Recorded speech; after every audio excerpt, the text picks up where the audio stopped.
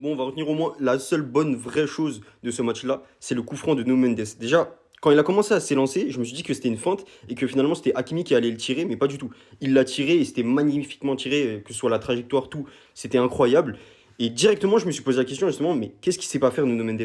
Vraiment, c'est la question que tu te poses. Et bon, là, ActuFoot, pour moi, ils abusent, vous allez comprendre dans quel sens, quand ils disent quelle place parmi les meilleurs latéraux gauche du 21e siècle pour Nuno Mendes. Ça n'a rien de prendre 21e siècle, 22e, 23e siècle, même les siècles d'avant, peu importe.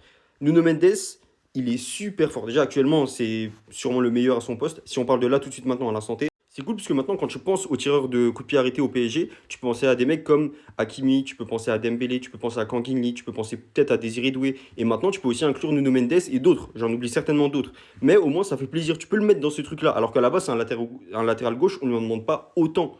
Donc là, le fait qu'on puisse compter sur lui sur cet aspect-là, sur cet exercice-là, c'est cool. Si jamais il y a, pour X ou Y raison, on a besoin de ce joueur, on a besoin d'un gaucher quelconque, on pourra compter sur Nuno Mendes et maintenant on le sait. Ça fait vraiment plaisir à le savoir et c'est une option en plus pour Lucho. Donc ça, c'est vraiment cool. Maintenant, une chose, autant pour Nuno Mendes que Hakimi qui est juste derrière, pour moi, la question de se poser, mais est-ce que c'est l'un des meilleurs de l'histoire à son poste ou autre? Pour les deux, hein, même Hakimi, je sais qu'il est un peu plus vieux, voilà, il a fait d'autres clubs, l'Inter, il a eu de bons passages, Dortmund, etc. Mais je trouve que c'est trop tôt. Venez, on commence à discuter de tout ça dans 5 ans, dans 10 ans, dans 15 ans. Mais là, tout de suite, c'est trop tôt. On sait pas. Peut-être que derrière, je leur souhaite pas du tout. En tant que Parisien, je leur souhaite pas du tout. Mais peut-être que derrière, les deux, ils vont faire de très mauvaises saisons et ça va pas être bon. Donc là-dessus, venez, on se calme, venez, on leur laisse le temps. Et une fois que voilà, on verra, ils prennent, allez, 2 Ligues des Champions, 3 Ligues des Champions, 4, 5, j'en sais rien. Là, on pourra commencer à rentrer dans les débats. Roberto Carlos, Marcelo, Ashley Cole, etc., etc., etc. Peut-être il y en a d'autres que j'oublie de latéral gauche ou de latéral droit, peu importe.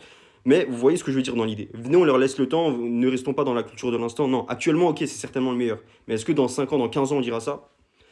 J'espère que oui, mais pour l'instant, on n'est pas sûr, donc venez, on leur laisse le temps, comme j'ai dit. En tout cas, très gros match et bravo à lui sur ce match-là. Là, ce qui compte à l'instant T, c'est qu'on puisse prendre au moins un point grâce à lui, quoi qu'il en soit. Oui, on a perdu, oui, j'ai le seum. Enfin, on a perdu. On n'a pas su garder les 3 points. Mais au final, grâce à lui, on a mis au moins un but et on repart avec un point. Ça, c'est cool. Merci à Nuno Mendes à l'instant T. Au moins, ça, c'est une très bonne chose pour nous. On sait que c'est un homme fort du PSG, on le savait déjà. Mais là, il le confirme et c'est cool.